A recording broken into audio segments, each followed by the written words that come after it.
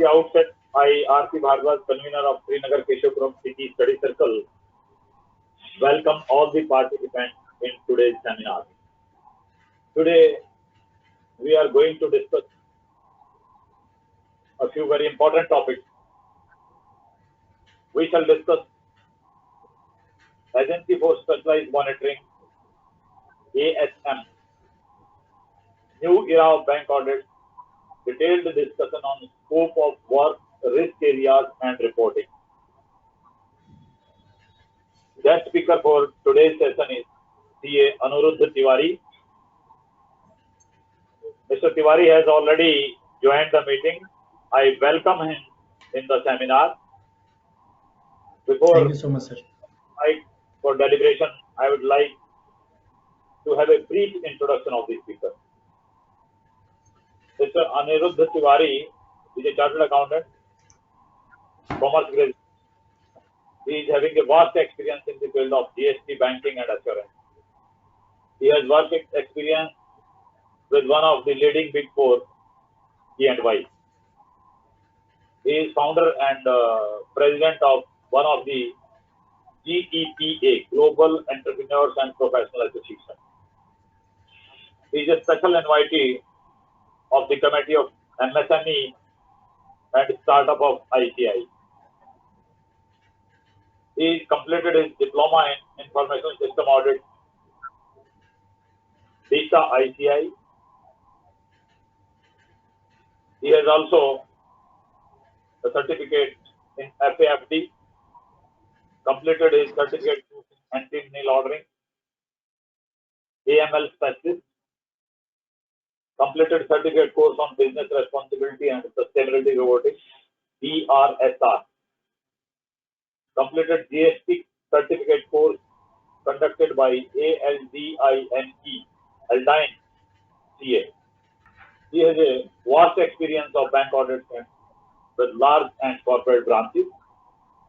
He has been leading the team of major bank audits, statutory, concurrent revenue, credit, stock, etc. He is also handling the clientele of agencies for specialized monitoring, ASM, for large corporates, including companies listed on BSE and NSE, and having credit exposure of more than 5,000 crores. He has also addressed many seminars and conferences, webinars as a keynote speaker before the law and management colleges and universities and professional forums. As a corporate consultant, SME advisor and startup consultant, he has been advising so many SMEs and startups and also providing corporate training on internal control and indirect taxes. Welcome in our seminar, sir. Now, I request CA Anuruddha Tiwari ji to kindly start his deliberation. It is over to Anuruddha Tiwari ji. Please, Thank sir. you so much, Bharadwaj ji, for very beautiful and I would say very detailed introduction. दो मैंने बहुत कुछ तो achieve नहीं किया, थोड़ा बहुत बस किया है जो मैं कर सकता हूँ. So I always try to learn from all of you, the senior members of the fraternity, and I always keep learning from everybody. And if you say in the banking sector, so I have tried myself to get some good experience and knowledge in the field.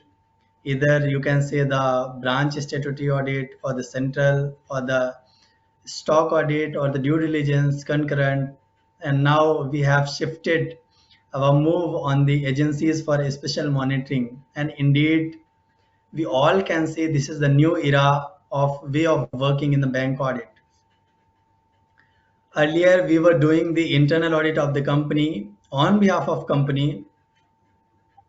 Now, and also we were doing the concurrent audit, which is a kind of internal audit for particular branch, where the responsibility was to cover the CASA advances, critical advances, lot of other things. But now the use responsibility has been shifted from the bankers to the professionals. and I'm very happy to share that besides the responsibility, this is the wonderful opportunity for the youngsters, senior friends from the profession, because they have rich experience and knowledge of the banking sector. कहते हैं ना कि हम जो हमारे senior members हैं वो ऐसे सीनियर कंसल्टेंट और सीनियर डॉक्टर बन चुके हैं जो कि एक नब्ज पकड़ के बता देते हैं कि बीमारी क्या है. So we all are doing lot of assignments from the banking sector, but this one is very new, very challenging, and with lot of risk which one need to take care of. If you are handling the ASM assignments agencies for special monitoring, so if you are handling the ASM assignment agency for special monitoring, don't take it for granted. If you have gone through the detailed reporting points of more than 90 points, this itself covered each and every audit being done at the bank end. If you have gone through the reporting point of branch statutory auditor, the reporting of more than 2 crore advances, which usually you cover in the branch statutory audit. If you go through the checklist of concurrent audit, stock and book date audit, credit audit, due diligence, limited review, and when you combine all the reporting points, then the final working would be called the ASM reporting. I will be sharing the format as well. This reporting format comprises more than 90 pages, 90 reporting points, which will start from the vouching and verification and end at the reporting of sensitivity at the share movement where the company listed at the stock exchange. To cover broadly all the reporting points, my team has prepared a beautiful presentation which I'll be sharing with you. But my question comes here. Why ASM is required? Why this ASM audit has come into the picture? What exactly the requirement is? What exactly the ASM is? So my friends, आप लोग देखते होंगे कि हम जो हम audit करते हैं वो हिस्टोरिकल डेटा की ऑडिट, जो पीरियड खत्म हो चुका है हम उसकी ऑडिट करते हैं. स्टैट्यूटरी ऑडिट करते हैं जो पीरियड खत्म हो चुका. जो स्टॉक ऑडिट होती है वो भी जब पीरियड खत्म हो जाता है तो हम उसकी ऑडिट करते हैं. ब्रांच स्टैट्यूटरी ऑडिटर को तो बस महज 15 दिन ही मिलते हैं. So how much effort they can put in to identify the fraudulent cases. If you talk about the concurrent audit, we have very limitation out there, though the responsibilities are used. But we cannot monitor the real-time transaction which are happening at the client place at the concurrent audit, because we are the auditor of the branch, not the client, and we have very limitation where we can visit the client. तो जो भी हम audit करते हैं जिनकी मैं बात कर रहा था, तो हमारे पास काफी लिमिटेशन होती हैं, चाहे आप वो कॉन्करेंट ऑडिट की बात करें या स्टॉक की बात करें या ब्रांच स्टैट्यूटरी ऑडिट की बात करें. So the bankers were of the view कि सर अगर हम किसी ट्रांजेक्शन के होने के बाद उसकी ऑडिट करते हैं तो हम तो ऐसे रोक नहीं पाएंगे ट्रांजेक्शन को. So is there any mechanism through which we can monitor the client on real time basis or on regular basis? So the IBA has formed a committee, and through that committee it was suggested that we need to appoint a separate agency, the third party agency, and the name of that agency is Agency for Specialized Monitoring, who will monitor the transaction of the client at various front. Baradar ji, please screen share allow कर दीजिए मुझे.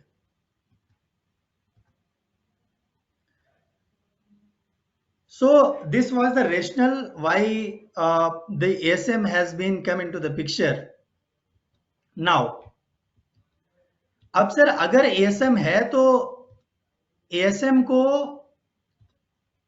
Handle कैसे करना चाहिए, या how to get empanelment at the ASM, या ASM अगर appoint करना है, एक बार हमारा इम्पैनलमेंट भी हो गया तो उसके बाद हमें असाइनमेंट कैसे मिलेंगे. So we will discuss each and everything in detail. As we said that the ASM stands for the Agencies for Special Monitoring. So this ASM is applicable in case of accounts, in case of borrower's account who have the credit exposure of more than 250 crore. Now question comes, sir, for the calculation of 250 crore, do we need to consider the only working capital or working capital with non-fund based limit, like fund based and non-fund based both? Sir, for the calculation of 250 crore threshold, you need to include your working capital, term loan in the working capital, fund based, non-fund based, all the limits, meaning thereby all the exposure will be combined, then see whether the total exposure exceed 250 crore or not. If exceed, then ASM is mandatory for that account for the specialized monitoring. Now, we have seen the fraud cases recently. If you all of you know about the Vijay Mallya case, Nirav Modi case, this 9,000, 11,000 crore case, we all know. So this is the practice which is being done by the banker these days, that they have shifted their responsibility to the professional. Now onward, if any fraud will come into the picture, वो तो यही बोलेंगे कि जी हमने तो special agency को लगा रखा था इसे चेक करने के लिए, अब उन्होंने ही अच्छे से चेक नहीं किया, उन्होंने ही अर्ली वार्निंग नहीं दी, तो हम क्या कर सकते हैं. तो अगर आप आगे जैसे रिपोर्टिंग पॉइंट्स को देखेंगे, then you will come to know how the risk we are going to report. अब इस एएसएम में अगर मुझे इम्पैनलमेंट होना है तो वो कौन सी फॉर्म है जो कि इम्पैनलमेंट हो सकती है. For the purpose of empanelment, you must have either a firm or a company or any organization which comprises of qualified engineers or advocates, chartered accountants, cost accountants, and technical experts from a specialized field like oil and gas sector, real estate sector. If you have that much experienced team in your firm, then you can apply for the empanelment. Further, if you have the proprietorship firm, don't have partnership, then you are not eligible for the empanelment. And second negative point is that if you don't have experience of at least 3 years, then you will not be eligible for the empanelment.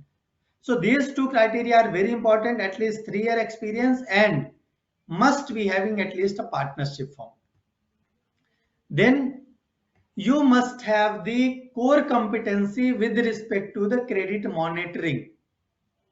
You have done some assignment in this field, like you have done some due diligence, you have prepared some technical evaluation report for any banker, you have made any projection for any project being financed by the banker, you have done some forensic, you have done bank audits or stock and data audit, through which you can prove that yes, we have that much knowledge through which we can deliver to you as per the expectation.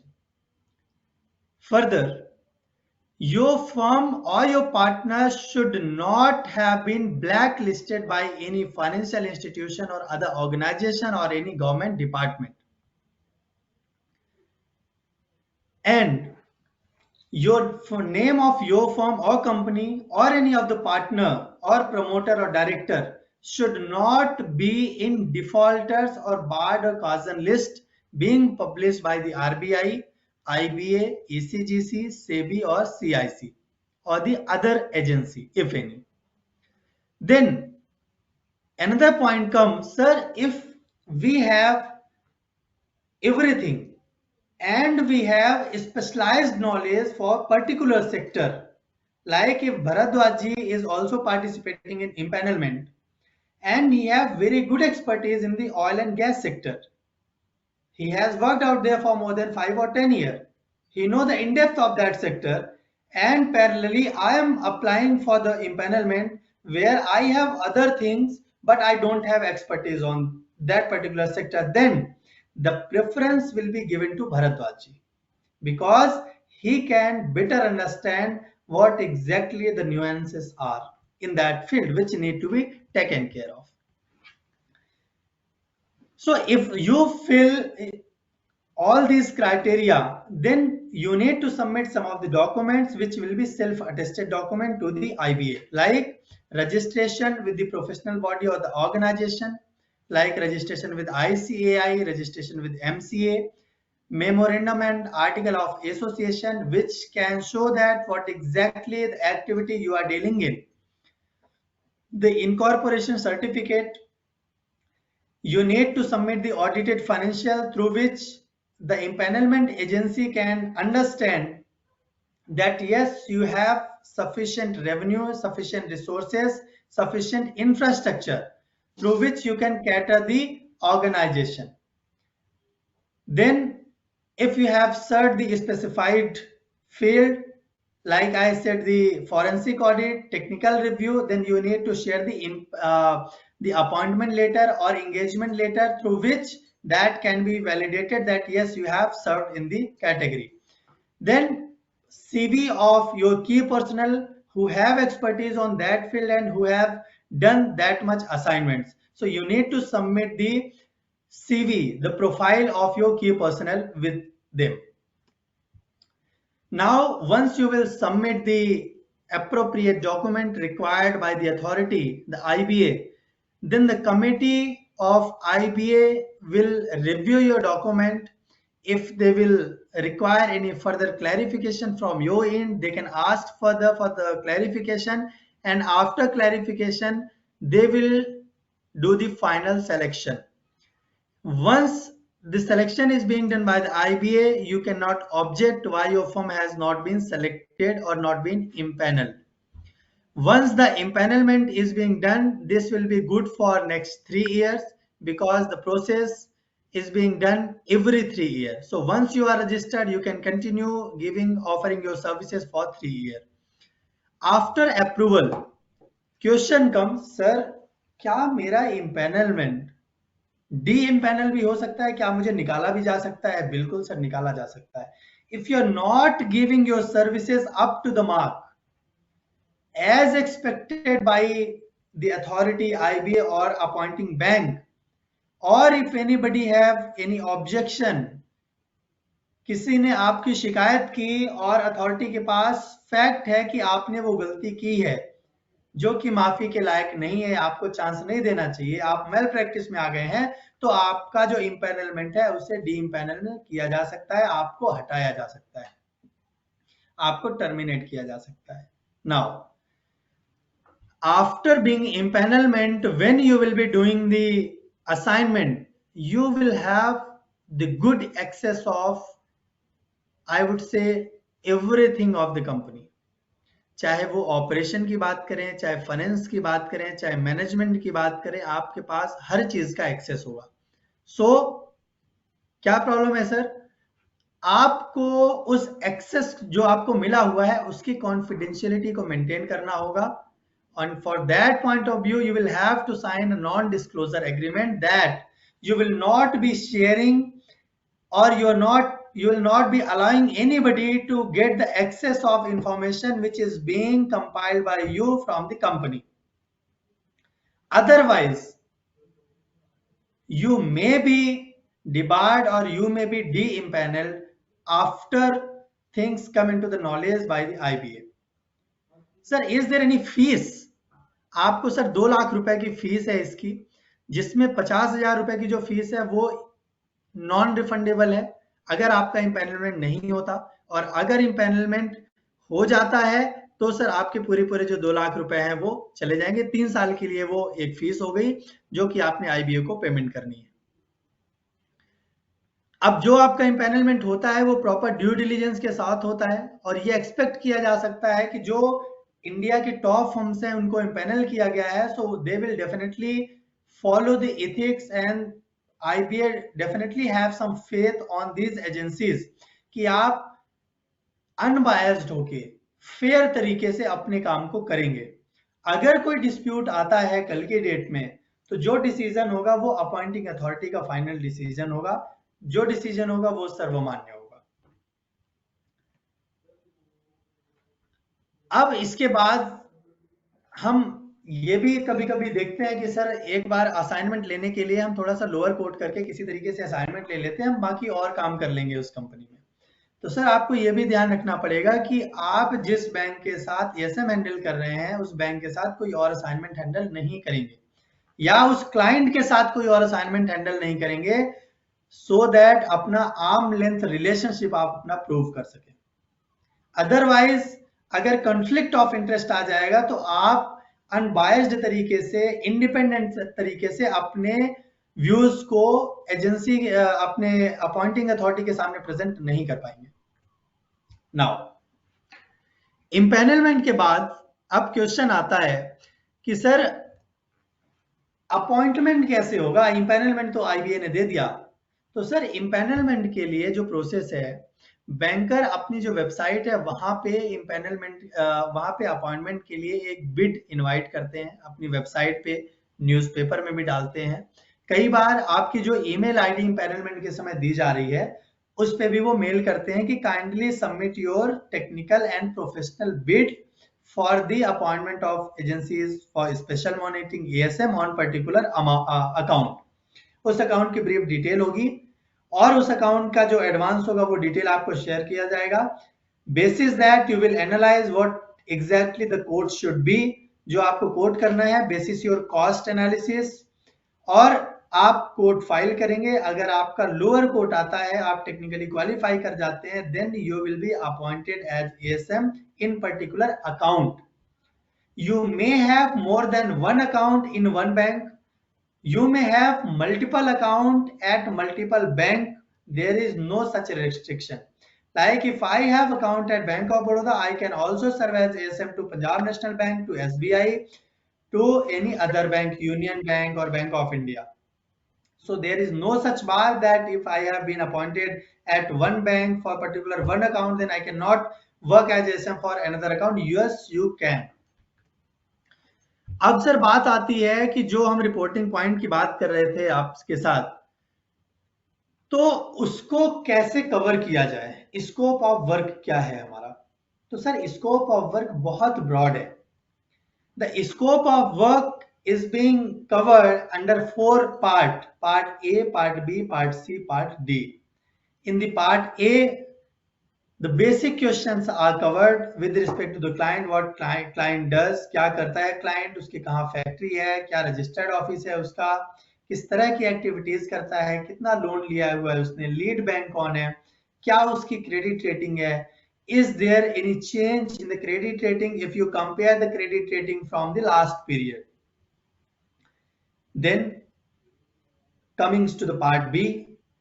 Part B जो है वो major reporting का part है, जहां पे आपको more than 80 point जो है वो रिपोर्ट करने हैं। यहां पे आपको क्लाइंट के कॉपरेशन लेवल से लेके शेयर के मूवमेंट तक, वाउचिंग वेरिफिकेशन तक, फंड डाइवर्जन तक की आपको रिपोर्टिंग करनी है। Then on the part C we need to report on the performance. Sir performance कैसे देखेंगे? आपको भी पता होगा जब अकाउंट का रिन्यूअल होता है या फ्रेश सैंक्शन होता है, we use to submit our projection, our CMA data, where we report how we are looking at my business. मेरे बिजनेस में सेल्स कैसे होने वाली है, रेवेन्यू ग्रोथ कैसे होगा, एक्सपेंडिचर में कैसे चेंजेस होंगे, क्या इन्फ्लेशन होगा, प्रॉफिटेबिलिटी क्या होगी, मेरा प्रोडक्शन किस रेंज में जाएगा, would we be able to achieve the 100% capacity of the plant which we have installed in our factory or not, what would be the production level। उसके बेसिस में जो हमने इनिशियली सबमिट किया था, and we will compare with the actual financial, कि अभी जो system चल रहा है उसमें क्या सिचुएशन है। मैंने सोचा था कि मैं 1000 करोड़ का टर्नओवर करूंगा, लेकिन मैं तो मात्र 200 करोड़ का ही टर्नओवर कर पा रहा हूं। मैंने सोचा था प्रॉफिटेबिलिटी जो है वो मेरी एटलीस्ट 20% होगी, लेकिन मैं तो 5% भी अचीव नहीं कर पा रहा हूं। So this you need to report in the performance analysis. Then The draconian part is part D. Sir, when we do the statutory audit, we usually, and I must say we always give the reasonable assurance that we have gathered the sufficient and appropriate audit evidence basis that we are in the opinion that the affairs of the company reflect true and fair view. But we are not saying that the affairs of the companies are true and correct and the financials are being reflected true and fair, true and correct view. If you know and if you remind the GST audit, initially उसमें भी यही था कि आपको true and correct की reporting करनी थी, बाद में उसे हटाया गया. But in the ESM you have to report true and correct, क्योंकि सर्टिफिकेशन है सर. यहाँ पे रीजनेबल एश्योरेंस नहीं बल्कि कंप्लीट एडिक्वेट एश्योरेंस आपको देना पड़ेगा. 100% आपको चेक करके बोलना पड़ेगा कि जो मैं कह रहा हूं एकदम सही है. That is certification you need to give. You need to give certification with respect to the creditor's disclosure, with respect to the debtor's aging and quantum, with respect to the stock quantum, their old, slow moving, with respect to the aging of stock, that the aging is more than 2 years, 3 years, 5 years, is there any slow moving or non-moving stock, or the stock is running stock. You need to report and certify with respect to the fund diversion. You need to certify the banking transaction. So you can understand the kind of risk you are going to adopt in the ASM reporting. So my dear friends, when you are doing ASM, don't take it for granted. Do your complete diligence. Align the best team to handle the ASM assignments. Otherwise, you may be at very high risk in the coming days. आप इस गलत फहमी में मत रहना कि ILFS का case हो गया, ऑडिटर अभी तक ऑडिटर को कुछ एक्शन नहीं लिया गया तो आपके ऊपर नहीं लिया जाएगा. सर, आप इस गलत फहमी में मत रहना. आपने सर्टिफिकेशन दिया है, एक एक चीज आपने चेक करके कमेंट दिया है, अब आप बच नहीं पाएंगे. यहाँ पे आप ये नहीं कह सकते कि मैंने सिंपल बेसिस में चेक कर लिया या हमने नहीं देखा. You can not give this kind of views in your report because banker से सर हमें डिस्क्लेमर नहीं चाहिए. या तो बोलो है या बोलो नहीं है. आप कर पा रहे हैं या नहीं कर पा रहे, बीच का हमें कुछ नहीं चाहिए. So there are 5 dimension approach through which the ASM assignment is being handled.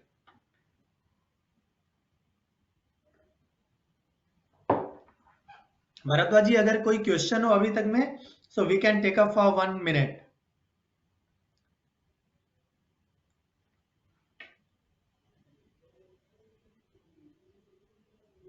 Bharadwaj ji, do we have any question so far?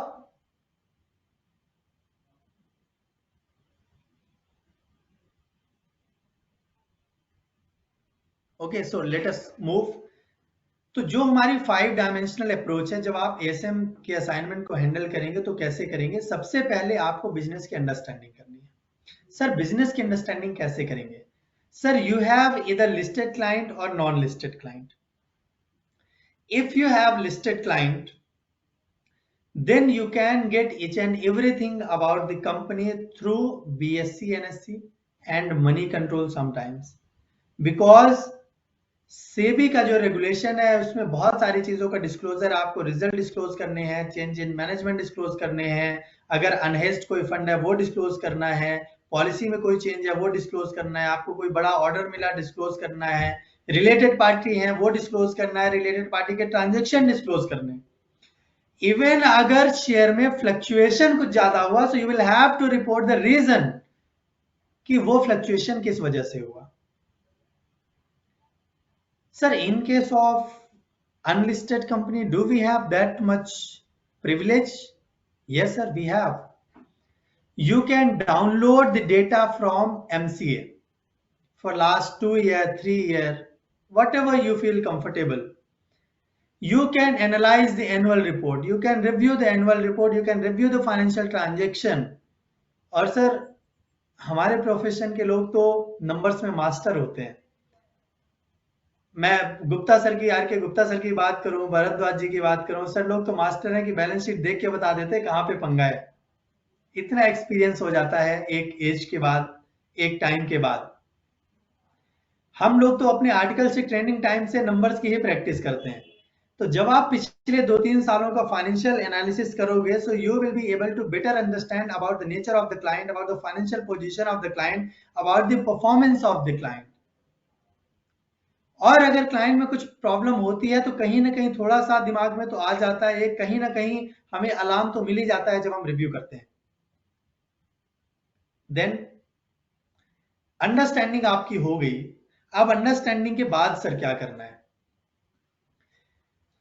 Understanding लेने के बाद सर मैं तो ये बोलूंगा कि जो आपका क्लाइंट है उसकी डिटेल अंडरस्टैंडिंग आप पीयर एनालिसिस भी करो कि मेरा क्लाइंट किस सेक्टर से बिलोंग करता है। अगर आप शुगर इंडस्ट्री की बात करते हैं तो रिसेंटली गवर्नमेंट ने एथेनॉल को अलाउ किया है, तो उस जो पॉलिसी चेंजेस है गवर्नमेंट के एंड से, जो स्टेट्यूटरी चेंजेस गवर्नमेंट कर रहा है, उसका क्या इंपैक्ट है आपके क्लाइंट पे, और उस क्लाइंट ने उस इंपैक्ट को रिकॉग्नाइज किया है, उसकी परफॉर्मेंस हमें वैसा दिख रहा है या नहीं दिख रहा है। जो जिस सेक्टर का मेरा क्लाइंट है वो सेक्टर कैसा मूव कर रहा है, जो मेरा क्लाइंट है उसके पियर्स कैसे काम कर रहे हैं। ऐसा तो नहीं कि मेरे क्लाइंट के जो पियर्स हैं वो बहुत अच्छा परफॉर्म कर रहे हैं और मेरा क्लाइंट नीचे जा रहा है। अगर ऐसी opposite situation you have reviewed, you have noticed or observed from the public resources, then this must be an alarming signal. Basis your understanding, you should customize the requirement dashboard for your client. Sir वो कैसे करना है? आपके पास एक checklist आपको मिलेगी। अगर आप इसकी बात करते हैं, इसमें सारे रिपोर्टिंग पॉइंट्स होते हैं। इसके बेसिस में आप देखोगे कि मेरा क्लाइंट किस सेक्टर का है, उस सेक्टर पे क्या चीजें एप्लीकेबल होंगी, क्या एप्लीकेबल नहीं होंगी। जो चीजें एप्लीकेबल होंगी उसके बेसिस में you can prepare a customized report.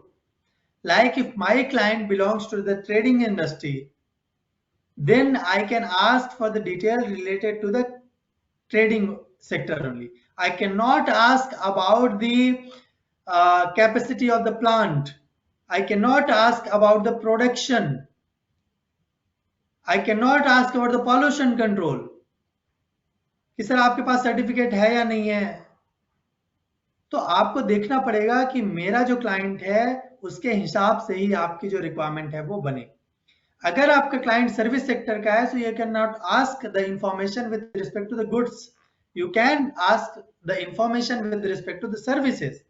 आपका क्लाइंट सर्विस सेक्टर का है। Prepare detailed requirement. ऐसा आप ना करें कि आपने 4 इंफॉर्मेशन आज भेज दी, 4 कल भेज रहे हैं, फिर उसने कुछ आपको भेजा, फिर उसके बाद एक सेपरेट लिस्ट आप भेज रहे हैं। Try to prepare detail requirement which need to be sent to the client at 1 or 2.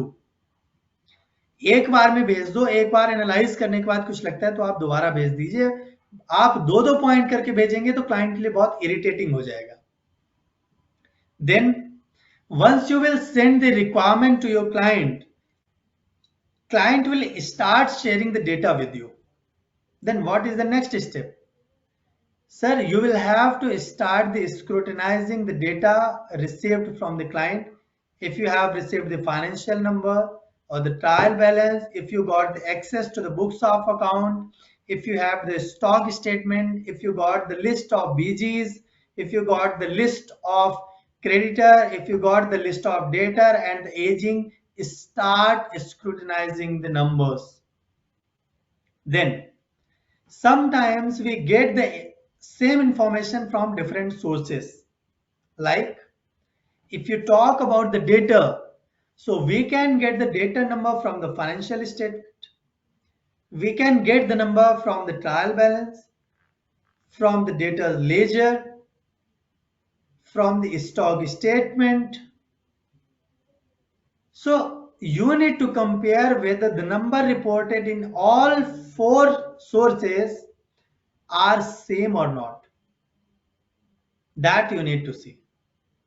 Then after scrutinizing the information, you will prepare the report and draft the detail of inconsistencies which you have noticed or observed so far. You need to share your observation with your client that these are my observation where I need clarification from your side. If you have some sort of document which you can share with us for the validation purpose, that is fine. Else give the reasonable justification which should be considered, which can be accepted by us and by the bankers as well. Once you will get the clarification from the client, you will share the draft report and you will discuss the report. You will send your draft report to the banker. When you get the final okay from the banker side and client side, then you can submit your report, the final report. And your report will be shared with the consortium member. They will also review the same and they can also give you some feedback where you can get some improvement area, some additional point which you need to report on over the period. So this is the overall mechanism which I have compiled here for your better understanding. So if anybody have any question, just let me know. After that, I will move with the reporting points. Anybody have any question? Bharadwaji, we will wait for 1 or 2 minutes if anybody have any question.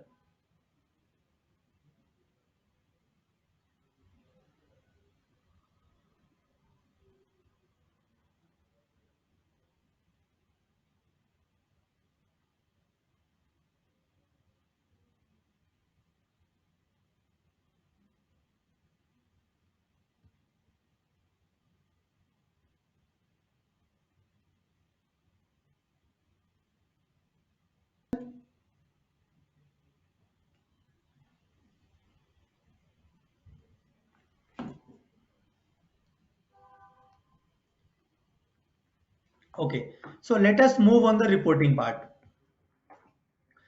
As I have said that we have reporting in 4 parts, part A, part B, part C and part D. So the part C and part D I'll not be showing here because I have almost covered. Here I have presented the part A and part B, the major reporting. So in the part A, you need to report basic information about your borrower, about your client. Like here in the screen, I have shared that the name of borrower, where the registered office is, branches, detail, location of various units, plants, then what the business activity like trading, manufacturing, services, EPC, then what is the banking arrangement, whether the account covered under the consortium or the multiple banking. Do we have fund-based, non-fund-based, both the limit or only fund-based limit? Both the limits you need to report. Then who is the lead banker who has appointed you? After that, you need to report on the sanction and validity of limits. Whether the sanction letter shared by you are actually valid as on the report, as on the date of reporting or not. Whether is there any renewal which is pending. What is the reason for pending of renewal for a long period, if any?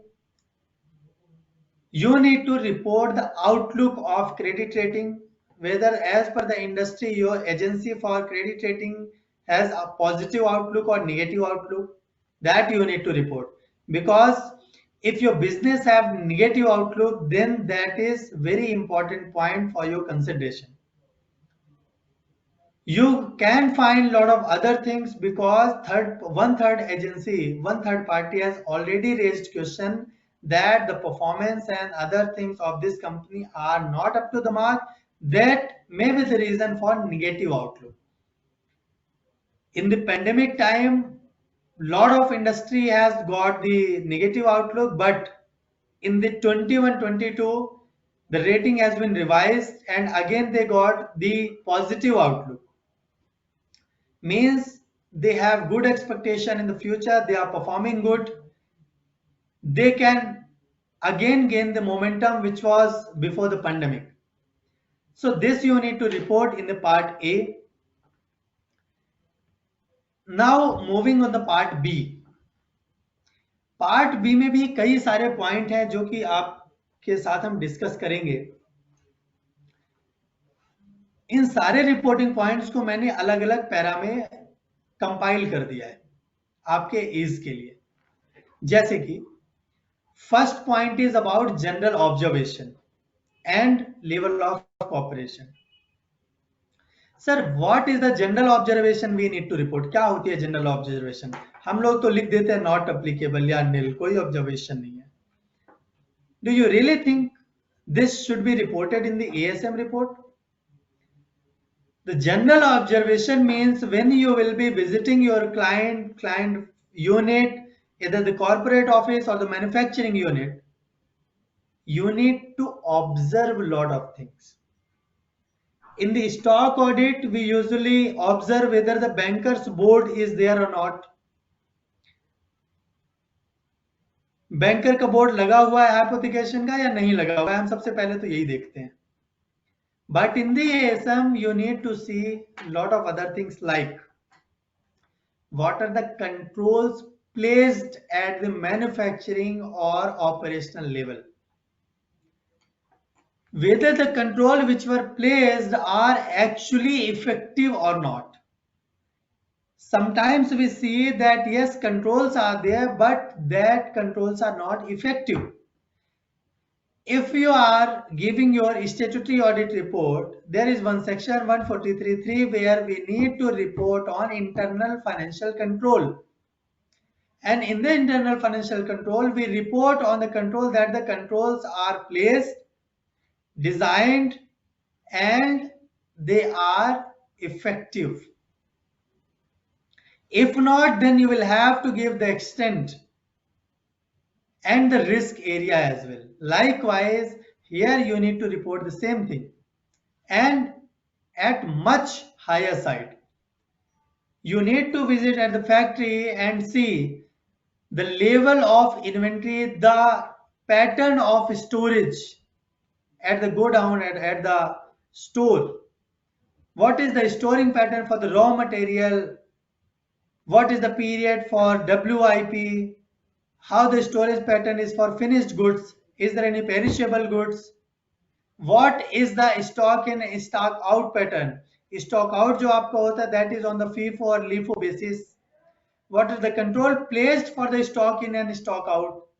What are the mechanism for quality check? Whether the stock which we have purchased are stored in the inventory section after proper diligence, after proper quality check, or the stock is directly shifted to the store. In case there is any quality issue, what is the mechanism to return that goods? What is the level of transparency in the reporting?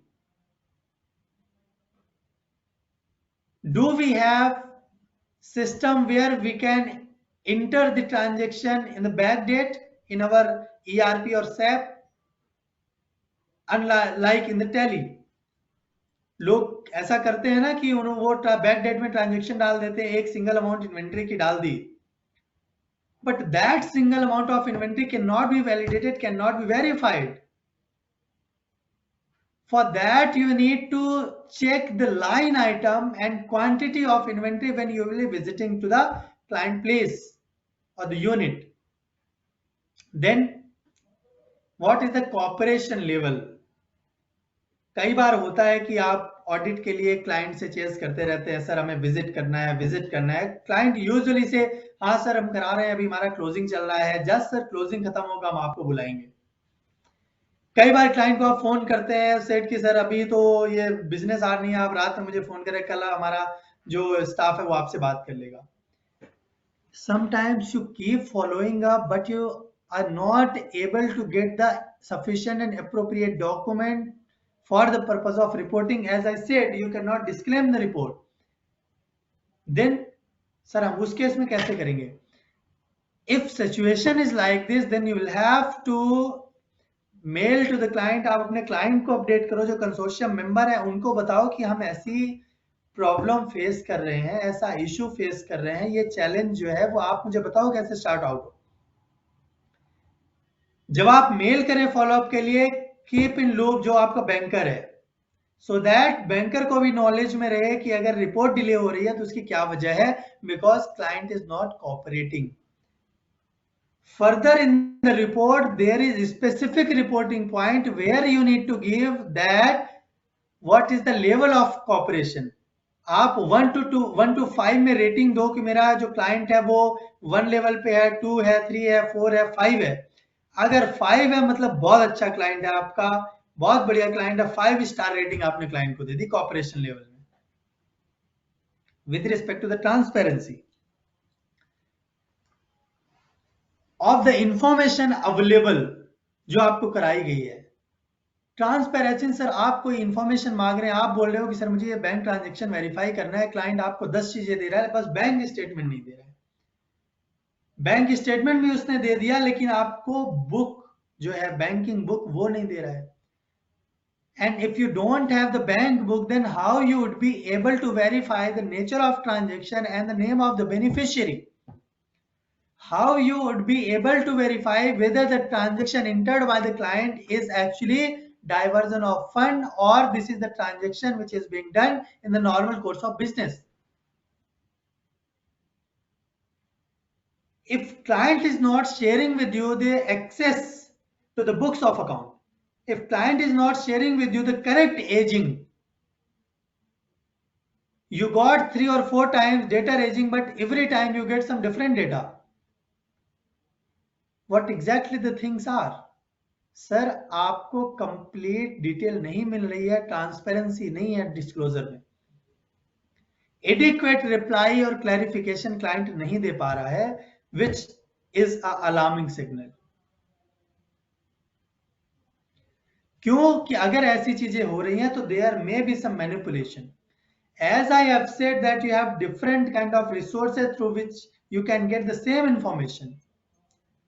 वो आप verify करके वो एक noting डाल सकते हो कि sir हमने सेम नंबर को 4 जगह से वेरीफाई किया, चारों में अलग अलग है, मैं किसको मानूं. देन कई बार होता है कि क्लाइंट आपसे बोलता है कि सर आपका स्कोप ऑफ वर्क क्या है, मैं आपको डिटेल नहीं दे सकता because I have some confidentiality issue. For that sake you have to make sure, client को कॉन्फिडेंस दिलाना पड़ेगा कि आप वहां पे वैल्यू एडिशन के लिए हो, एडिशनल बर्डन क्रिएट करने के लिए नहीं हो. And we have already signed the non-disclosure agreement, which means that you are not going to share the information gathered by you for your client with any third party until unless it is required by law or client allowed to share the information. So this is something which you need to report as a general observation in your report in the part B. Then the next very important point,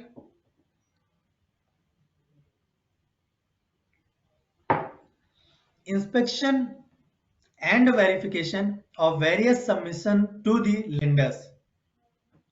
जब हम loan की file check करते हैं, so when we go through the sanction letter, we may observe lot of the reporting points कि pre sanction आपको ये चीजें करनी है, पोस्ट सैंक्शन ये चीजें करनी है, रेगुलर बेसिस में ये चीजें करनी है. So what are those submission which client need to submit to the banker? Like stock statement. What is the requirement and what is the frequency of reporting of the stock statement to the banker? Do client need a CA certified stock statement or book date statement which is to be submitted to the banker? Whether monthly CA certification is required or quarterly is required? What would be the frequency of stock statement, whether the monthly or quarterly? What would be the frequency of QIS quarterly information statement or MSOD or FFR, the financial follow-up report? What is the frequency of submission of CMA or the projection? Do client need to submit the quarterly result also to the banker? Sometimes you may find very difficult in case of private limited client that sir हम तो बनाते ही नहीं है, हम तो साल भर में मेरे सीए साहब बनाते हैं, हम तो बनाते ही नहीं है। जब हमारे ऑडिटर साहब आते हैं तो वो फाइनेंशियल स्टेटमेंट बनाते हैं, अपना ऑडिट करते हैं। सर हम तो बनाते ही नहीं, then how can I share with you? Sir you will have to prepare your result and financial on quarterly basis if you have the ASM requirement reporting on quarter basis, because either clients share the access to the books of account or the trial balance with the grouping or the financial statement with the result. Through that, you can verify the numbers reported in the stock statement with the financial and compile a reconciliation statement. Through that, you can share your point that this is the difference of reconciliation between the stock statement and financial or the trial balance. One very common reply you will get from the client with respect to the references or the reconciliation differences that sir हम तो जो stock statement है वो तो हम 15 तारीख को दे देते हैं, लेकिन जो हमारे बैलेंस शीट बनती है वो तो बड़ा लेट बनती है, तो उसमें हम कुछ एडजस्टमेंट भी करते हैं, इसलिए सर थोड़ा सा डिफरेंस हो जाता है। This is the justification which you will get from the client, but you need to verify and see whether you are comfortable with the justification given by the client or not. If we have noticed that in every monthly stock statement there are differences when you compare the numbers with your books of accounts, then I don't see this reply will going to work. For example, if you compare the stock statement or submission for the March quarter with the audited financial, you will definitely find some differences. And if you notice the major deviation that more than 30%, 40% deviation, if you notice, you need to be more diligent while reporting at the ASM.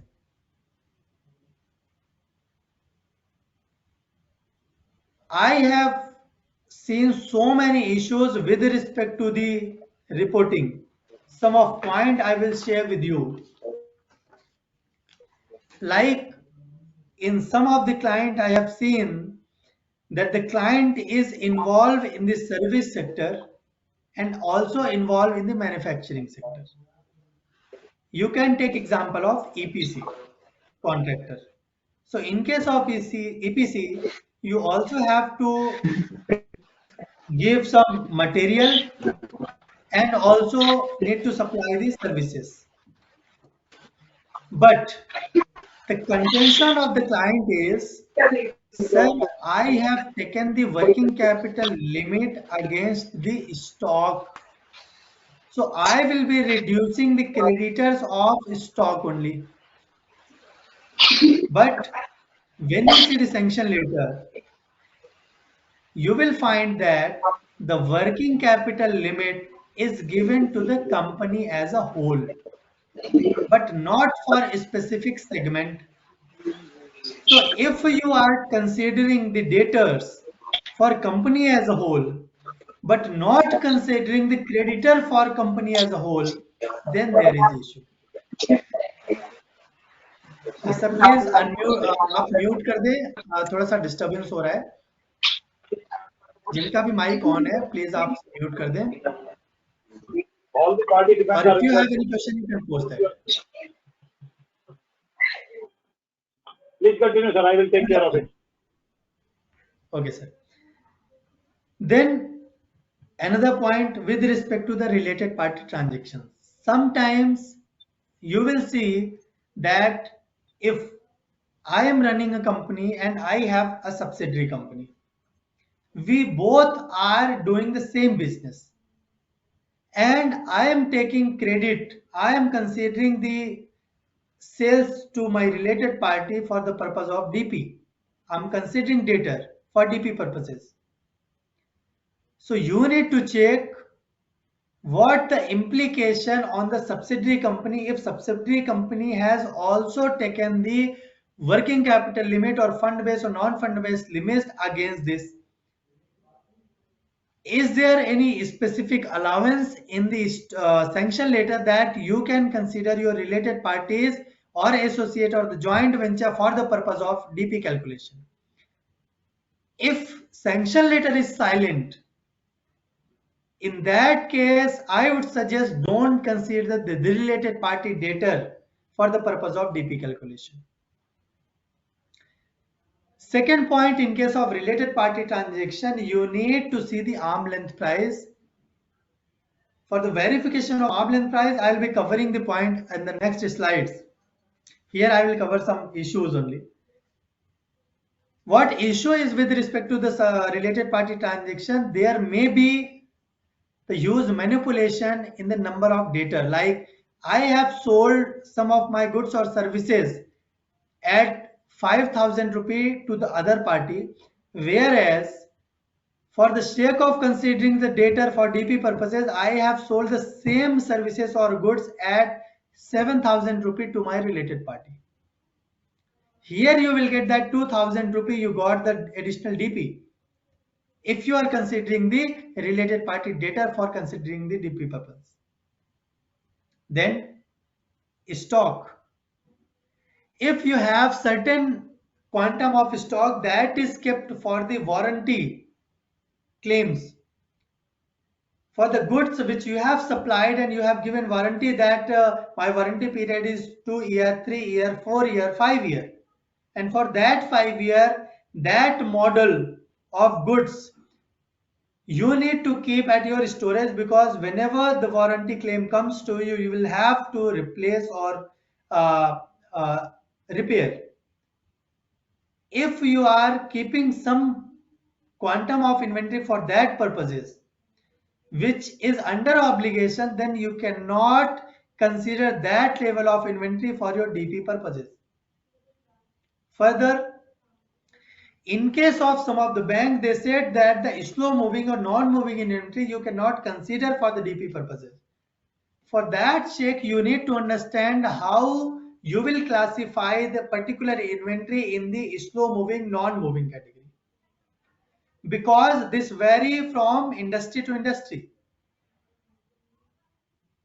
For that purpose, initially I have said that you have to understand the nature of industry and their activity, their level of inventory, the storage pattern, the period of holding. Only then you will be able to categorize. Sometimes bankers specifically and exclusively give in the sanction letter that inventory lying in the store which don't have any movement for more than 1 year, you need to report or categorize as slow moving or non-moving. In that case, you have comfort that this is specifically written in the sanction letter, and then that quantum of inventory will not be considered for DP purpose.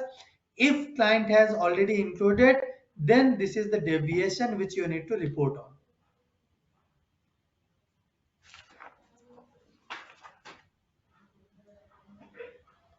Further, with respect to debtor, you will notice that there are companies who work under contract, and as per the contracting norms or the agreement, there is some retention of 5% or 10% of the billing for a certain period. So you need to check whether the retention data are actually eligible for the DP purpose or not. In case that retention is not covered for the purpose of DP calculation, and still client is considering that, because client do not report that retention separately until unless you will specifically ask for the same. In that case, even you will not be able to identify that is there any retention or not. For that purpose, you need to understand, you need to read the vendor contract or the PO or the service agreement under which your supplies are being made. Through that, you will come to know what exactly the quantum of retention is and for how long period my retention will be kept at the customer when it will be released. There are instances where you will find that it is specifically written that retention up to 1 year or 6 months will be considered for the DP purposes. At that time you can take, no issue is there. But if this is not specifically mentioned, then you cannot consider the same for DP purpose. If client has considered, then you can comment that client has overstated the number of eligible data for the DP purposes. So a lot of other issues are there which I have some time limitation. I need to cover the PPT, so I cannot cover each and everything. If you have any issue or anything, and if you are dealing in the ASM, you are always most welcome. You can connect with me. I will try my best to reply you to the best possible manner. Then, moving further, the next reporting point is current assets movement.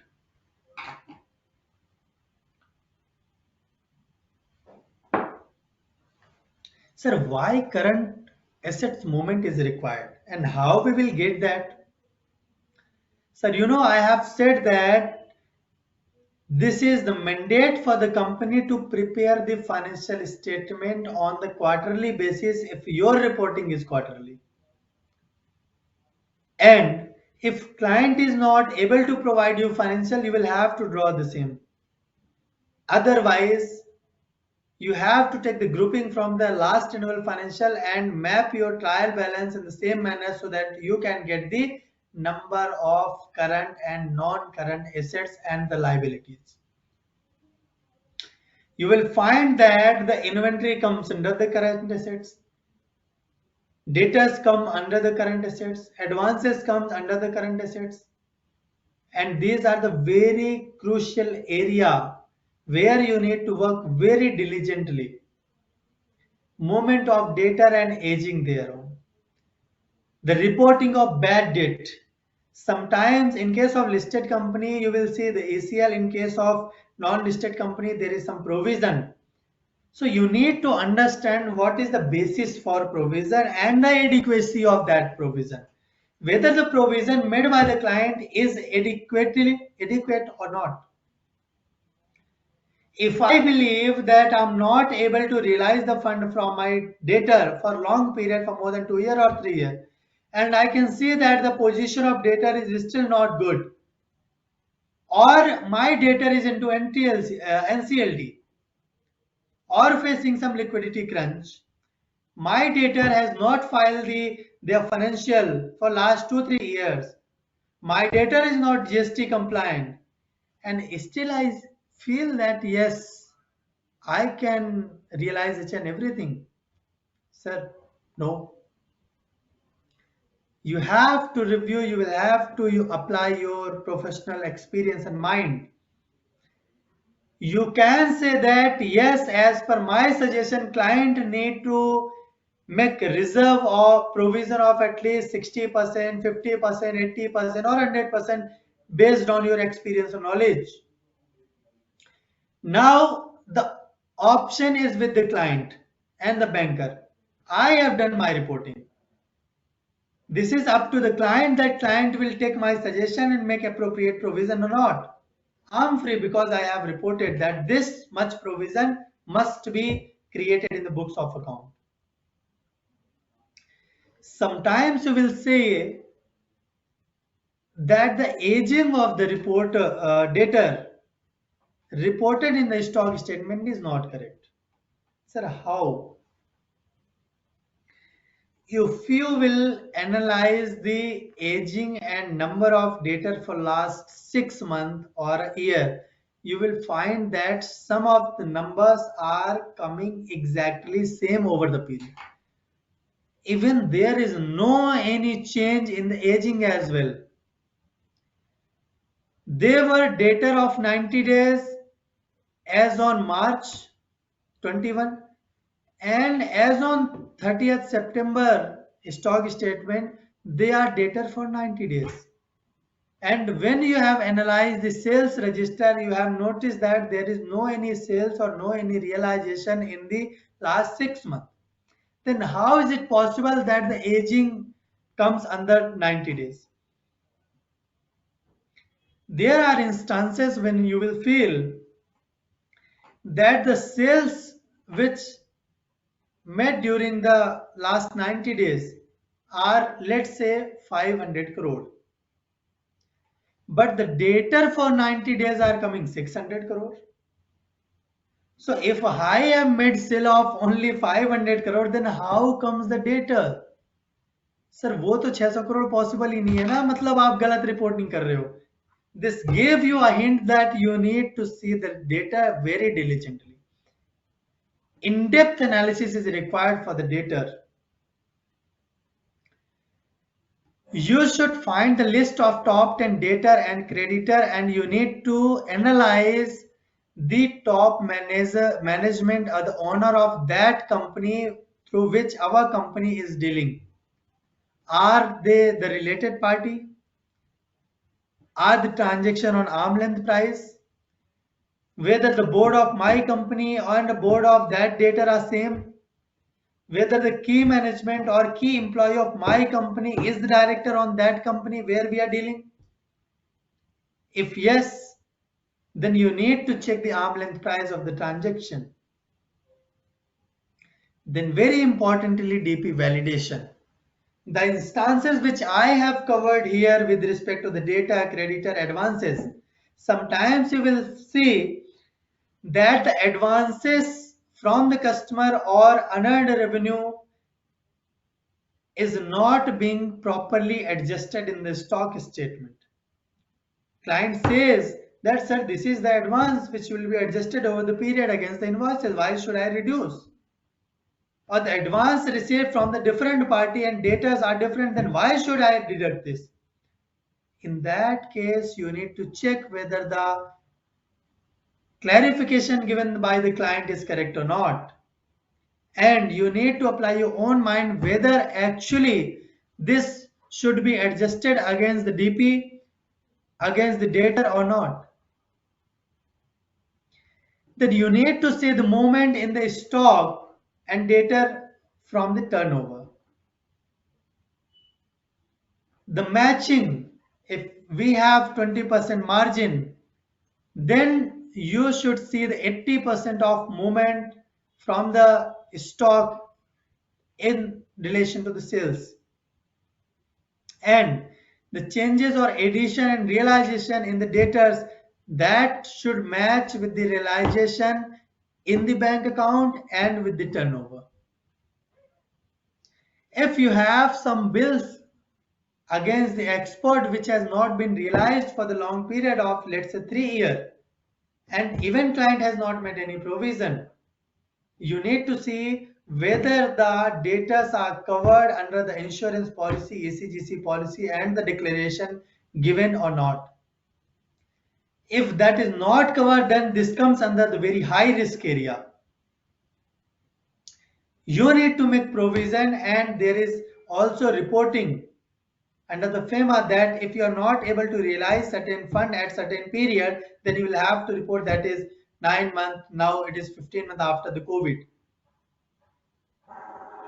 तो आपको ये चीजें बहुत detail में check करनी है, क्योंकि debtors में आप देखते हैं फंड का डाइवर्जन बहुत होता है. अगर आपके बैलेंस शीट में करंट एसेट्स में आप देख रहे हैं कि एडवांसेस से बहुत टाइम से एडवांसेस पड़े हुए हैं लेकिन एडजस्ट नहीं हो पा रहे, there may be the fund diversion. So you need to see what exactly the purpose was behind the advances and what was the terms for getting that advances or giving, and why the same is not being adjusted over the period. Then with respect to the sales and purchase analysis, sir हम ये तो ASM कर रहे हैं, हमें क्या vouching भी करना है क्या? In the recent list which has been shared by the banker, I was shocked, very surprised कि सर ये कैसे आप मुझसे रिपोर्टिंग मांग सकते हो. The reporting requirement is कि आपको 100% all, word was all invoices, आपको सारे इनवॉइसेस चेक करने हैं, उसमें से बताना है कौन से इनवॉइस में जीएसटी है नहीं है, टीडीएस है नहीं है, पैन नंबर दिया है नहीं दिया है, कैटेगराइज करके देना है. और जो आपके उस इनवॉइसेस में देखेंगे व्हीकल डिटेल, आपको ईवे बिल चेक करना है, ट्रांसपोर्ट रिसीट चेक करनी है, और जो व्हीकल मूवमेंट एक वाहन.com जो साइट है वहां जाके चेक करना है कि एक्चुअली ये लाइट जो मोटर व्हीकल का नंबर दिया है वो करेक्ट है या नहीं, एक्चुअली मूवमेंट हुआ है या नहीं. So you can see the risk. अब जो लोग एंट्री खेलते हैं सो दे कैन अंडरस्टैंड कि सर ये उस एंट्री को पकड़ने के लिए है कि ये जो मेरा ट्रांजेक्शन हुआ है वो एक्चुअली हुआ है या सिर्फ this is merely a book entry which is being recorded into the system. With respect to the purchase, you need to verify whether the actual goods has been received at the factory. You need to check the delivery challan, copy of invoice, purchase order, transporter receipt, then quality check, inspection check detail, and post that the actual movement into the system. You will have to verify the inflow and outflow of the inventory at the time of physical visit. Then you have to give reconciliation of sales as per books of account, as per the sales register, and as per the GST as well. You have to verify the 2A sometimes कि जो invoice आपके पास है वो 2A में भी reflect कर रहा है या नहीं. जो टर्नओवर मैं दिखा रहा हूं वो उसके लिए मैं टैक्स एडिक्वेटली पे कर रहा हूं या नहीं कर रहा हूं. इनवॉइसेस चेक करके आपको बताना है कि हमने इनवॉइसेस भी चेक किए हैं, परचेस के भी, सेल्स के भी. कोई फेक इनवॉइस तो नहीं है. You need to comment upon. So this is the level of sale and purchase verification which is being expected by the authority. So we can say yes, the responsibility has been shifted from the lenders to the professionals. With respect to the insurance adequacy, आपको monthly जो stock का मेरा level है वो check करना है. Sometimes जो client will say कि सर हमने इंश्योरेंस तो लिया था अप्रैल के महीने में, जितना स्टॉक था उतना हमने ले लिया, बट सर मई जून में थोड़ा डिमांड ज्यादा हो गई थी तो हमने स्टॉक लेवल थोड़ा और मेंटेन कर लिया, इसलिए वो थोड़ा अनइंश्योर्ड रह गया है, एडिक्वेटली इंश्योर्ड नहीं है. तो आप इस पॉइंट को मत डालो. सर बिल्कुल मत छोड़ना. At the time of sanction or enhancement or the renewal proposal, you will have to submit the level of inventory at the higher level as per the expectation of your business and as per the past trend. So usually you take the higher level and the insurance should be at least up to the 110% of the level of inventory. Then how you can say कि sir वो मेरा inventory का level बढ़ गया. खुदा न खास्ता अगर कुछ मिसहैपनिंग हो जाती है या कोई इशू हो जाता है तो आपका जो रिस्क कवर है वो तो स्टॉक का लेवल कंप्लीट है ही नहीं. तो जो लॉस होने वाला है जो आपने प्राइमरी सिक्योरिटी बैंकर को दी अपने स्टॉक पे, who is going to bear the responsibility and liability of that loss if that is not completely insured. With respect to the export, I said sometimes you take the EPC limit. Export के लिए आप limit लेते हैं तो क्या export का जो limit है वो जो स्टॉक है वो प्रॉपरली इंश्योर्ड है या नहीं, या जो डेटर मेरे बन रहे हैं वो डिक्लेयर्ड है या नहीं ECGC पॉलिसी में. जो मेरा माल बाहर जा रहा है मैरिन इंश्योरेंस मैंने लिया है या नहीं लिया है, आपको प्रॉपरली चेक करना है. सर इंश्योरेंस का पार्ट बहुत डिटेल में, ये एक ऐसा एरिया है इंश्योरेंस और चार्ज का जो समटाइम्स वी प्रोफेशनल ओवरलुक. क्या ठीक है छोटी मोटी चीज है, बट ये छोटी मोटी चीज नहीं है sir. With respect to charge, you have to see what exactly the purpose of charge creation, what is the security being offered to the banker, and whether that security is being charged correctly at the MCA or not.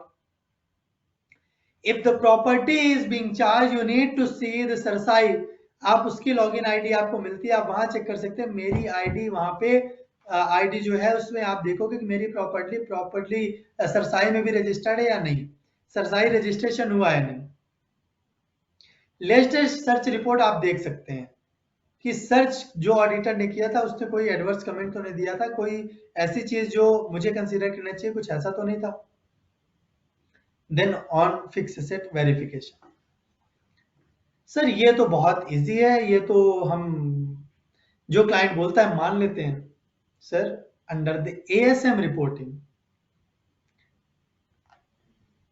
you need to comment on the impairment of the asset, you need to comment upon the quality of asset, you need to comment upon the valuation of asset which is being charged against your credit exposure। जो security आपने offer किया है, जो assets आपने offer किया है as a security, उसकी क्या वैल्यूएशन है। If the impairment or the valuation is down by 10%, you need to comment, you need to report in your ASM report कि सर हमने इसकी वैल्यूएशन चेक कराई है या as per the latest valuation इसमें इरोजन हुआ है, इसमें वैल्यू कम हुई है, तो आपको अप्रोप्रिएटली अपनी जो लिमिट है वो चेक करना चाहिए, एक्सपोजर रीएसेस करना चाहिए। क्लाइंट बोलता है कि आपके लिए हम वैल्यूएशन बार बार कराएंगे क्या सर, 3 साल में तो कराना ही होता है एटलीस्ट। और फिक्स एसेट के लिए आप फिजिकल वेरिफिकेशन कर सकते हैं वेयर यू कैन वेरीफाई कि जो फिजिकल एसेट चार्ज है आरओसी में वो एक्चुअली एग्जिस्ट करता है या नहीं, क्लाइंट के ही नाम पे है या नहीं। देन ओवर द पीरियड अगर कोई एडिशन हुआ है, सो यू नीड टू सी कि जो एडिशन है उसका सोर्स ऑफ फंड क्या है, whether this is the funding from the banker in the nature of term loan, or we have taken some working capital where we have utilized the same working capital limit for the term loan purpose. This is also not correct. Or the internal accrual with respect to disposal, you have to see कि sir मेरे क्या asset की value थी, किसमें मैंने dispose किया। ऐसा तो नहीं कि मैंने अपने रिलेटेड पार्टी को बहुत कम वैल्यू में दे दिया उस एसेट को, वो आर्म लेंथ प्राइस पे थी नहीं और हमने लॉस जो है वो रिकॉर्ड कर दिया। So you need to check this thing in your reporting time. Then this slide is very very very important.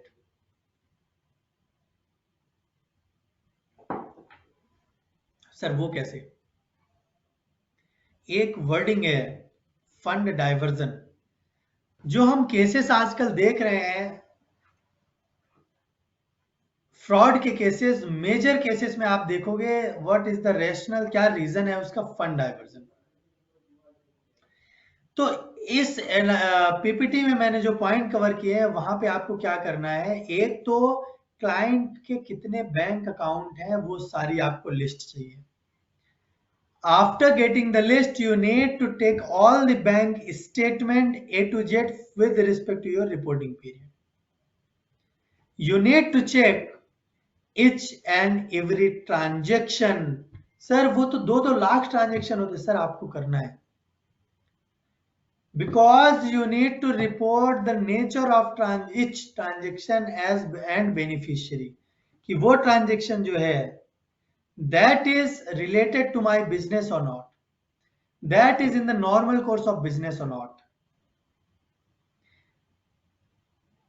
whether any third party transfer, कुछ ऐसा तो नहीं मैंने किसी ऐसे बंदे को दिया है जो कि ना मेरा डेटर है ना क्रेडिटर है, वेंडर में है नहीं, किसी थर्ड पार्टी को मैंने पैसे दे दिए हैं, तो मैंने पैसे क्यों दिए हैं, आपको ये बहुत डिटेल में चेक करना है। Then out of overall credit you need to categorize what are the sales realization or debtor realization we have made over the period, and that realization you have to categorize bank wise, like जो आप लोग बोलते थे ना कि bank से root कितना हो रहा है, जो मेरा रियलाइजेशन है बैंक वाइज कितना रियलाइजेशन होता है जो सेल्स का है, that you need to report. और bankers are very serious on this note कि आप बैंक वाइज बताओ कि अगर मेरी टोटल सेल 500 करोड़ की है तो बैंक वाइज मैं कितना रियलाइज कर पा रहा हूं, कितने परसेंट एसबीआई को जा रहा है, कितने परसेंट यूबीआई को जा रहा है, कितना बीओबी को जा रहा है, कितना पीएनबी को जा रहा है। देन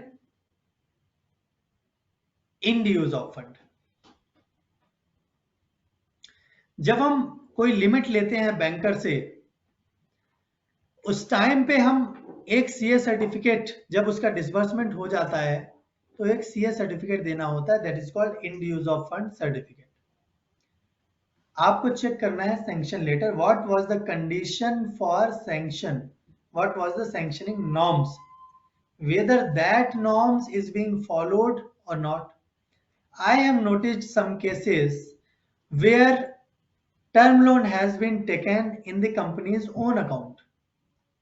सर नॉर्म्स तो ये कहता है कि आप प्रोफार्मा इनवॉइस लो जिससे आपको परचेज करना है, डायरेक्ट उसके अकाउंट में ट्रांसफर होगा। But if company is taking credit of that loan and utilising that facility for the other purpose, then you need to report कि कंपनी ने मिस यूटिलाइज किया है। देयर आर केसेस जहां पे company ने loan लिया और लोन लेके उसको एफडी में कन्वर्ट कर दिया क्योंकि उसे पता था कि मुझे अभी एक्चुअल परचेज में थोड़ा 1-2 महीने का टाइम है, और उन्होंने एफडी करवा दी या अपने किसी रिलेटेड पार्टी को एडवांस दे दिया। So that way diversion of fund, misutilisation of fund. You need to appropriately report this point in your ASM report while dealing with the end use of fund reporting. Then if there is any infusion of fund or the capital by the promoter over the period in the, then you need to report कि कितना उस period में आपके promoters ने fund लगाया है। कोई नई सब्सिडरी फ्लोट हुई है उस फंड को लगाने से या नहीं। Over the period short term या लॉन्ग टर्म अगर कोई फंड रेज हुआ है तो कितना रेज हुआ है, कितना सैंक्शन हुआ है, कितना डिसबर्स हो गया, कितना यूटिलाइज्ड हो गया। Separate reporting is required. Then coming on the related party transactions.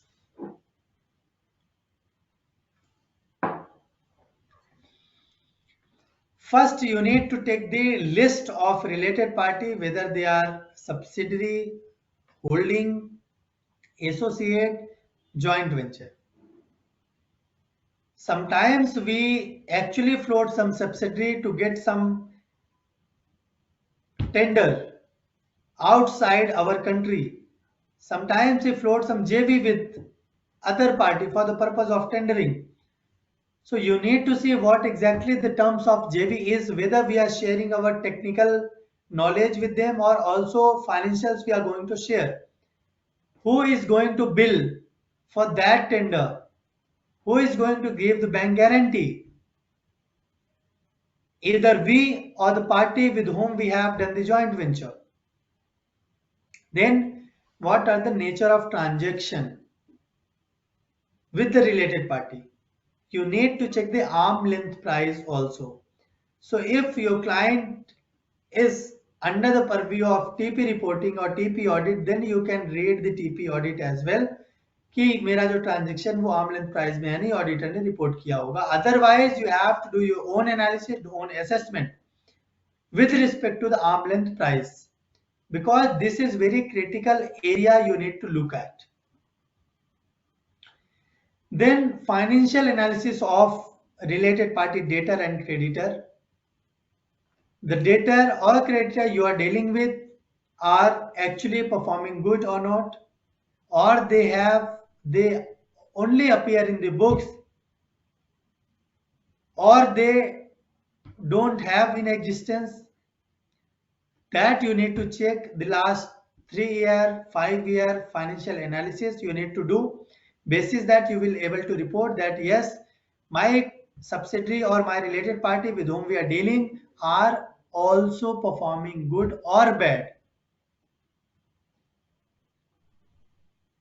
Very important point is the related party against which we have given some bank guarantee. The financial analysis of that related party is very important, because if that related party will be at default or not perform as per the performance required as per the BG condition or BG agreement, then the customer of that related party may encash the bank guarantee and we will have to give the guarantee consideration out there.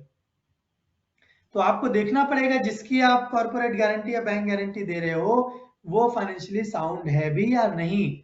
नहीं है तो report करो sir कि मैंने bank guarantee दी है, contingent liability book करो, future में loss हो सकता है। एक प्रोविजन क्रिएट करके चलना पड़ेगा सर, लॉस हो सकता है, कल के डेट में पार्टी डिफॉल्ट कर जाएगी। With respect to LC and BG, जब आप एलसी और बीजी की लिस्ट देखोगे तो आउट ऑफ ऑल लिस्ट आप देखेंगे कि बहुत सारी एलसी बीजी क्या हो गई, एक्सपायर्ड है, क्लेम पीरियड भी खत्म हो चुका है, बट अभी तक रिलीज नहीं हुआ। तो सर बीजी रिलीज क्यों नहीं हो पा रही है, आपको उस पॉइंट पे कमेंट करना है। अगर बैंकर ने बीजी रिवर्स नहीं किया, आप बैंकर से बात करो कि ये कॉन्ट्रैक्ट था, कॉन्ट्रैक्ट खत्म हो चुका है, कंप्लीट हो चुका है, पेमेंट आ गई है, स्टिल बीजी रिपोर्ट नहीं हो रही है। कई बार होता है कि ओरिजिनल बीजी जब आप गवर्नमेंट डिपार्टमेंट में डील करते हैं तो ओरिजिनल बीजी आने में बहुत टाइम लग जाता है, कभी तो नहीं भी मिलती है। उस केस में हो सकता है ये रिवर्सल ना हो, तो आपको देखना पड़ेगा कि उसका अल्टरनेट क्या हो सकता है। In case there is any invocation or devolvement of LC or invocation of BG, that transaction is very important for your reporting. आप रीजन रिपोर्ट करो कि वो ऐसा जो इन्वोकेशन हुआ या डिवॉल्वमेंट हुआ वो क्यों हुआ है, क्या क्लाइंट के पास सफिशिएंट फंड नहीं था, या क्लाइंट की जो परफॉर्मेंस रिक्वायर्ड थी वो क्लाइंट ने परफॉर्मेंस नहीं दी। That you need to see in very detail manner. Moving further with respect to statutory dues, sir statutory dues पे भी हमें कमेंट करना है क्या? सर क्लाइंट आपको बोलता है सर एक तो इतने ऑडिटर हैं, स्टैट्यूटरी ऑडिटर से भी आप बढ़ के हो गए क्या, स्टैट्यूटरी ऑडिटर तो ऑलरेडी इन चीजों में डील करता है। वो कमेंट देता है सर कारों में हम स्पेसिफिक पॉइंट रिपोर्ट करते हैं, तो आपको क्या जरूरत है, आप उसी से देख लो ना। सर जो कारों की रिपोर्टिंग होती है वो एज ऑन 31 मार्च को जो पोजीशन थी उस पर रिपोर्टिंग हो चुकी है, and now we are standing at June और सितंबर, so we cannot quote that the statutory auditor has reported particular point and we are okay with that. You cannot report like this. You have to assess the liability by your own as on the reporting period for which you have been appointed. Let's say if I have been appointed and my reporting period is quarterly and I'm standing as on 30th September, so I cannot take plea that statutory auditor reported, then fine. I will have to see the statutory dues register. I need to check whether the TDS which was deposited are correctly deposited, correctly deducted or not. Or is there any liability which is pending, which is undisputed and pending for more than 6 months? Then we'll have to comment why for more than 6 months the same has not been deposited. If there is some challan which we have come across over our vouching and verification that the payment has been made delayed, मेरी 15 तारीख की due date थी, 25 को जमा किया गया, sir delay क्यों हुआ? आपके पास फंड नहीं था, जानबूझ के तो कोई डिले नहीं करता, तो कितने दिन का डिले था, कितने दिन का डिफॉल्ट था, you need to report. Then if there are some liability, sir please किसी का माइक जो है वो ऑन है, प्लीज से म्यूट कर दीजिए। So if there is any liability based on some agreement which we have not acknowledged at date over our reporting period, you need to give comment upon कि sir हमने contract पढ़ा, मेरे हिसाब से तो ये लाइबिलिटी बननी चाहिए, कंटीजेंट लाइबिलिटी केस चल रहा है सर, लेकिन मुझे चांसेस नहीं लग रहा है कि ये कंपनी केस जीतेगी। कस्टमर ने बहुत अच्छे तरीके से केस डाला हुआ है, आर्बिट्रेशन चल रहा है, आर्बिट्रेशन में क्लेम डाला हुआ है, लेकिन कंपनी एक्नॉलेज नहीं कर रही डेट को। आप उसको अपने कमेंट में दीजिए कि मेरे हिसाब से क्लेम एक्नॉलेज होना चाहिए, बुक में रिकॉर्ड होने चाहिए, या सर्टेन प्रोविजन बनना चाहिए जो कि नहीं बना है। अगर ओवर द रिपोर्टिंग पीरियड कोई लेबर का स्ट्राइक हुआ या डिपार्टमेंट ने कोई रेड किया, सर्च किया, सीजर हुआ, you need to see what exactly the reason was. अगर मेरे ऑफिस में रेड हो रही है तो मैंने कुछ मल प्रैक्टिस तो नहीं की, गलत रिपोर्टिंग तो नहीं की, मेरे एएसएम रिपोर्टिंग पॉइंट में क्या कवर हो सकता है, कहीं ऐसा तो नहीं कि उसने गलत स्टॉक को रिपोर्ट किया था और हम बोल रहे थे बिल्कुल सही है, अथॉरिटी बोले कि गलत है, वहां तो हम भी फंस गए, अब तो हम कुछ बोल नहीं सकते। So from that angle you need to check the raid cases, strike cases, if any. With respect to the legal cases, you have to report two things. The legal cases filed against the company and legal cases filed by the company. The cases filed against the company, you need to see the claim liability, latest provision, authority. And the same thing you need to see on the cases where legal cases filed by the company. In case of cases against the company, you need to report claim and you need to make provision in the books. But अगर आपने किया है तो आपके लिए asset है, तो आपको उसके लिए कुछ करना नहीं है, आपको यही रिपोर्ट करना है कि आपका फ्यूचर प्रोस्पेक्ट क्या है, लेटेस्ट पोजीशन क्या है। देन रिसेंटली आप देखो तो काफी कुछ नामी कंपनीज है जहां पे ऑडिटर चेंज हो रहे हैं, जहां पे की मैनेजमेंट चेंज हो रहा है। ऐसा क्यों हो रहा है? आपको रिपोर्ट करना है एज एएसएम ऑडिटर कि अगर कोई चेंज की मैनेजमेंट में हुआ है जिसका एडवर्स इंपैक्ट हो सकता है आपके बिजनेस में। अगर मैं बोलूं जोमेटो का जो प्रमोटर है वो जोमेटो छोड़ के चला गया, जो फाउंडर था वही छोड़ के चला गया, तो क्या जोमेटो का जो थॉट प्रोसेस है वो लॉन्ग रन में चल पाएगा? जो की टेक्निकल पर्सनल थे हमारे कंपनी के, जो मेन ऑपरेशन देखते थे, वो छोड़ के किसी और कंपनी को जो उन्होंने ज्वाइन कर लिया, तो क्या हम सरवाइव कर पाएंगे? If you talk about the change in the policy of government considering the pandemic, बहुत सारे कंपनी में जो मैन पावर है वो कम कर दी गई, पॉलिसीज में चेंज किया गया, इंटरनल कंट्रोल चेंज किए गए, because people were working remotely from their work from home facility. तो अगर मैं वर्क फ्रॉम होम फैसिलिटी में अपने घर से काम कर रहा था, तो क्या कंपनी ने इंटरनल कंट्रोल की एक्यूरेसी और कंट्रोल का इफेक्टिवनेस चेक किया? क्या ऐसी पॉसिबिलिटी थी कि जो कंपनी का कॉन्फिडेंशियल डेटा है उसका लीकेज हो सकता था? आपको पॉलिसीज को चेक करना है, जो वेरियस कमिटी होती है कंपनी की, उनके मिनट्स, जो मीटिंग के मिनट्स होते हैं, you need to go through that and give your comment. With respect to promoter share, अगर प्रमोटर का कोई शेयर है जो कि प्लेस किया हुआ है और उसमें कोई मूवमेंट है कि पहले 40% प्लेस था, अब 60% प्लेस हो गया है, इट मीन्स कि उन्होंने और ज्यादा बोरोइंग कर ली, आपको वहां पे रिपोर्ट करना है। गवर्नमेंट की कोई पॉलिसी है जिसका इंपैक्ट आपके बिजनेस पे पड़ने जा रहा है, चाहे वो एडवर्स हो या पॉजिटिव, आपको कमेंट करना है, प्रॉपर एनालिसिस करके कमेंट करना है सर, रीजनिंग देनी कि आप क्यों सोचते हैं कि इस पे एडवर्स इंपैक्ट आएगा।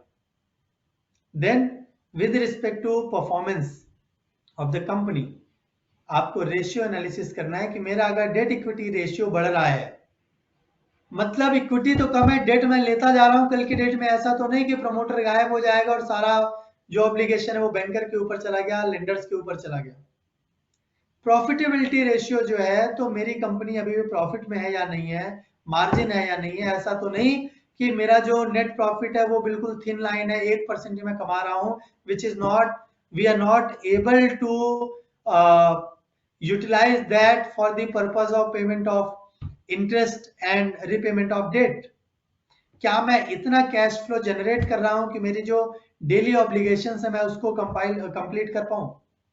क्या मेरा करंट रेशियो सही है, ग्रॉस मार्जिन सही है, जो मटेरियल कंजम्पशन का जो परसेंटेज है वो कहीं ज्यादा तो नहीं हो रहा, ग्रॉस मार्जिन मेरा कम तो नहीं हो रहा, मेरे जो पीयर्स हैं उनका फाइनेंशियल क्या कहता है, उनकी ग्रोथ क्या कहती है और हम कैसे परफॉर्म कर रहे हैं।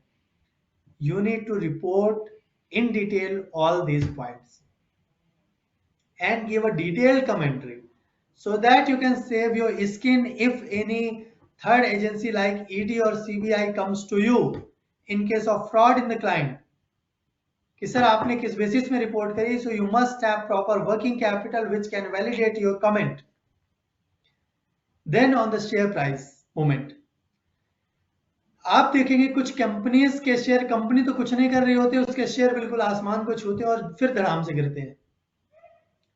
तो उस केस में जो शेयर में मूवमेंट हो रहा है वो एक्चुअल मूवमेंट है या इनसाइडर ट्रेडिंग है। 195 तो वहां पे नहीं आ रहा है, आपको प्रॉपर चेक करना है और फिर इसके बाद जो मूवमेंट है वो आपको रिपोर्ट करना है। So these were the some points which I wanted to share with you, and I have covered in my slide. Here some of the contact detail and link for you through which you can connect with me if you have any kind of question with respect to eligibility, with respect to empanelment, with respect to allotment, with respect to execution, which is very important because this is a very risk area. So you can connect with me, you can connect with Gupta ji, Bharadwaj ji, and all the CP study committee members. Through that, we can help you to execute the assignment in a better manner. So this was all from my side. If you have any query, most welcome. I'll try to answer. Thank you so much.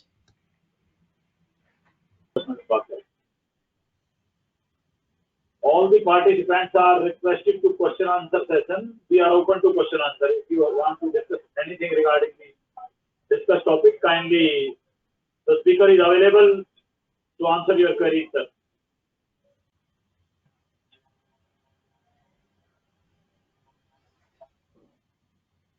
It appears there are no queries. अभी लोग शायद थोड़ा income tax की side से परेशान हैं, इसलिए वो बैलेंस शीट और टैक्स ऑडिट और वो सब चीजों के बारे में ज्यादा मतलब ठीक है not inclined towards that orientation.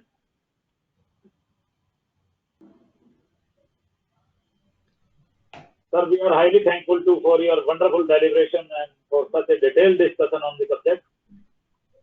Thank you so much, sir. Enlightening session, and all the members must have been benefited by the detailed discussion.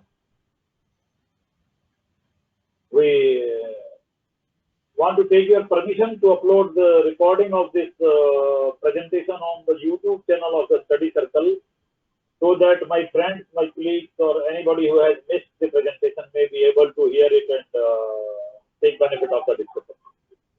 Yes, sir, sure you can. Yes, sir, sure you can upload. Subject to editing point of that interruption which happens during the presentation. Yes, sir. Now, with the permission of the guest speaker, I would like to thank all the participants who have spared their valuable time to join this session and make this event a great success. Anirudh ji, I am once again thankful to you, sir, for sparing your valuable time for guiding our members. And we expect to hear you from in future also. You have been kind enough to exceed our request time and again.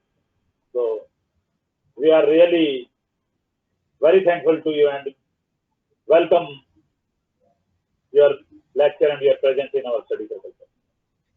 Thank you so much, Bharadwaj ji, and especially R.K. Gupta ji for giving me the opportunity to interact with the members of your study circle.